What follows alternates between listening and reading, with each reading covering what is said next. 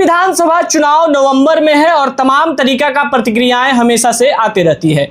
जी हाँ, एक बार फिर से जगत गुरु रामभद्राचार्य जी कहते हैं कि संविधान के रचयिता डॉक्टर भीमराव अंबेडकर नहीं है। हालांकि तेजस्वी यादव जी ने ये कहा है कि वो देशद्रोही हैं रामभद्राचार्य जी। सारे कुछ को लेकर बात करेंगे। अभी हमारे साथ युवा नेता संतोष रेणु यादव हैं, इनसे बातचीत करेंगे। लेकिन सबसे पहले स्वागत करेंगे। स्वागत है सर, कैसे हैं? जी बढ़िया हैं, आप कैसे हैं? बिल्कुल, मैं भी ठीक हूँ।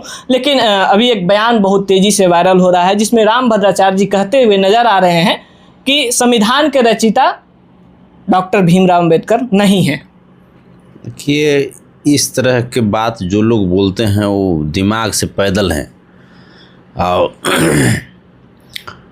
जो लोग बाबा साहब भीमराव अंबेडकर का अपमान करे उसको इस देश में रहने का अधिकार ही नहीं है।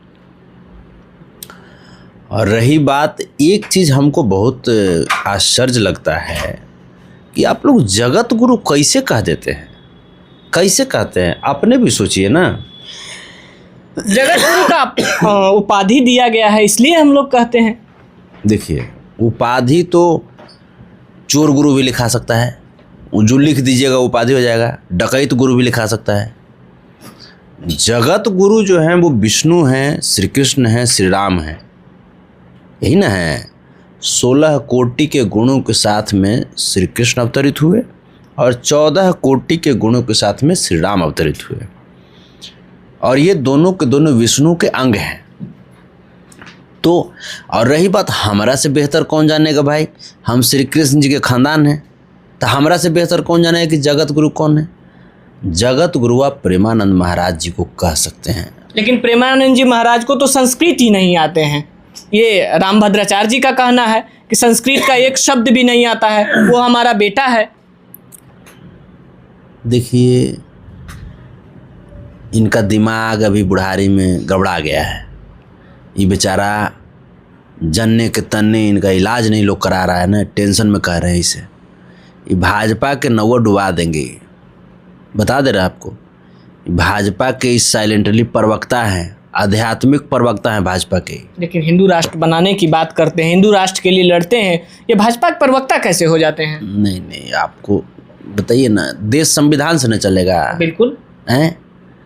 अब मैंने वो कहावत है कि नहीं कहें कहावत, नहीं तो बुरा लग जाएगा। जैसे ये जो आदमी हैं, इनको बुढ़ारी हो गया, इनको चुपचाप खाना चाहिए। इनका देह शरीर फैट बढ़ल जा रहा है। हमरा लग रहा है कि थायराइड की बीमारी इनका हो गया है नस में, ठीक है। इनको जाके इलाज कराना चाहिए। तो ये आदमी जो है ये न उन्हें डिसमिसावे में रखते हैं। बहुत जिसके पास इतने बड़े बड़े डॉक्टर के टीम है, उनको थायराइड हो सकता है कैसे? देखते नहीं आसपास में तमाम बड़े बड़े डॉक्टर हमेशा उपलब्ध रहते हैं उनके देख रेख के लिए। डॉक्टरों लोगों से अलहन करा पर डॉक्टर लोग क्यों घुसियाएंगे? डॉक्टर उल्टा पुल्टा बोलते रहते हैं। तो का आप बताइए ना, ये आदमी को ये बात बोले के का जरूरत था? प्रारूप समिति जब बना था संविधान के लिए तो उसके अध्यक्ष थे बाबा साहब भीमराव अंबेडकर जी। उस समिति में सुचेता कृपलानी जी भी थी, राजकुमारी अमृता कौर जी भी थी। अब इनको कौन समझाई सब बात? बाबा साहब जिनको पूरी दुनिया मानती है और पूजती भी है, बाबा साहब को, बाबा साहब के ऊपर कमेंट करना ये मतलब बहुत ही ये बचकानी हरकत है। आप मतलब देश का संविधान है तबे हम हैं। बिल्कुल, ये हमारा संविधान ही है कि जो हमें अधिकार देता है। और सच्चाई तो है कि संविधान में जितनी ताकत है, जितनी संविधान को सशक्त बनाई गई, अब अभी तक समूचा संविधान तो लागू ही नहीं किया गया देश में। तो क्या हमारे देश में संविधान पर खतरा है? संविधान को हटाने की तैयारी चल रही है?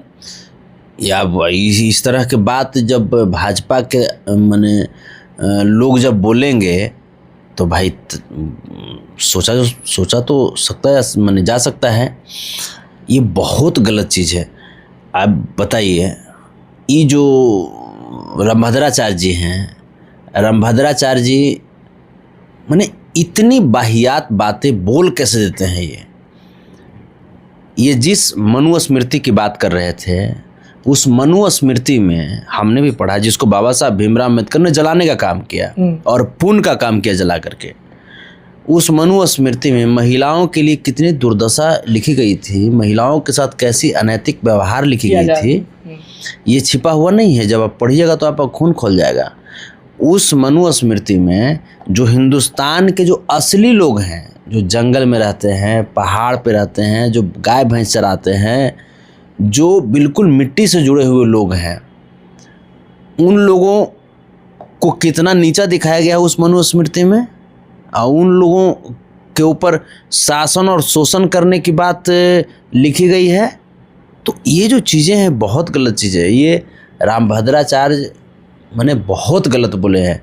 हम तो यही कहें, बीजेपी के लोगों, जैसे आपका कहना है कि बीजेपी के लोग हैं रामभद्राचार्य, तो बीजेपी का तो हमेशा से कहना होता है कि महिलाओं को हम सम्मान देंगे, महिलाओं को हम आगे बढ़ाएंगे। आप मनुस्मृति की बात कर रहे हैं जिसमें महिलाओं को लेकर बहुत सारे ऐसे कठिन चीज़ें लिखी हुई थी, तो फिर आप दोनों को एक साथ कैसे जोड़ रहे हैं? महिलाओं को आगे बढ़ाए नहीं, महिला को आगे बढ़ा के मोदी जी पीछे रह गए कि जाओ तू ने, हम अब तक इन्हें एंजॉय लेते हैं और प्रधानमंत्री आवास में एंजॉय ले रहे हैं। का हुआ स्मृति ईरानी, का हुए कि चाहिए अबरी पार्लियामेंट में हैं, तो स्मृति ईरानी कर रहे हैं कि उन्हें बाहर से भी कुछ बोला जा रहा है। तो कंगना रनौत जी को कितना बढ़िया पद दे दिए हैं, मंडी के कुछ बना दिए, सांसद बना दिए। तो कहने का मतलब है कि वो तमाम चीज़ें हम भी देख रहे हैं, आप भी देख रहे हैं। खूब मज़ा तो ऐसे करता है जब भाजपा के जब नेता लोग जब पार्लियामेंट में जब हल्ला करते हैं, तो देख करके तकलीफ़ होता है कि ये हमारे नेता हैं, ये हमारे सत्ताधीश हैं। जब नरेंद्र मोदी जी मणिपुर में गए, कितनी महिलाओं की मांग धो दी गई मणिपुर में, कितनी बहनों का राखी चला गया मणिपुर में, कितनी माँ का गोद सुना हो गया। इसी नरेंद्र मोदी जी के सरकार में, और उसके बाद 2 साल 3 साल के बाद नरेंद्र मोदी जी जाते हैं मणिपुर में, तो कैसे हुआ कि go Narendra go back Narendra go back हुआ ना, नारा लगा ना, इनका विरोध हुआ। तो ये सिर्फ महिलाओं का वोट लेने के लिए सिर्फ करते हैं। महिलाओं को असली सम्मान अगर किसी ने दिया तो वो हमारे संविधान के पथ पर चलते हुए लालू प्रसाद यादव हैं, जिन्होंने, आप देखे होंगे, इतना नेता आया, दाएं बाएं सब के कुछ न कुछ लटकन झटकन लगल रहा, लेकिन लालू प्रसाद यादव जी अपनी राबड़ी से ही बेइंतहा मोहब्बत किए और वो मुख्यमंत्री के रूप में अपना उत्तराधिकारी राबड़ी देवी जी को ही बनाए। ये होता है महिलाओं का सम्मान देने वाला नेता। तो ये चीज़ भाजपा नहीं समझेगा ना, भाजपा नहीं समझेगा। हालांकि तेजस्वी यादव जी ने देशद्रोह का उन्हें नारा भी दिया और उनको बोला गया कि देशद्रोह हैं रामभद्राचार्य जी। हाँ, देशद्रोही तो है ही है। रामभद्राचार्य जी क्या किए, इस प्रकार से जो भी लोग बात बोलते हैं, ये अगर जो हमारे संविधान को अगर कोई, या संविधान निर्माता को अगर कोई उल्टा पुल्टा बोलेंगे तो वो देशद्रोही लोग ही होंगे ना। क्योंकि संविधान है तबे हम हैं। हमारा देश क्या है, भारत क्या है, इसको समझने की जरूरत। भारत क्या है, संविधान ही तो भारत है। बिल्कुल, संविधान है ना, भारत है। तो जो हमारे भारत माँ पे अगर कटाक्ष करे तो फिर तो वो देशद्रोही हुआ। फिर ऐसे आदमी को तो फिर सीधा रांची पहुंचाया जाए। कहाँ के पहुंचाइएगा, वहाँ जा कर के पागलखाना में ढेर पागल रहता है, अस्थिर कर देगा तुरंत। आज जब वहाँ अस्थिर नहीं होगा, दिमाग में दोनों पट्टी से करंट लगाया जाएगा तो झिलमिला के फिर ठीक हो जाएंगे, थरथरी ले लेगा। ये तो अमरपाली दुबे जी एक दिन गई थी तो उनकरों से मजाक कर रहे थे ये आदमी, पूछ रहे थे कि कौन है निरहुआ ये। हाँ भाई, का जरूरत है पूछे के। अमरपाली दुबे जी इतना सुंदर हैं, इतना स्वभावगर, इतना देह आगे, का पूछे की जरूरत है।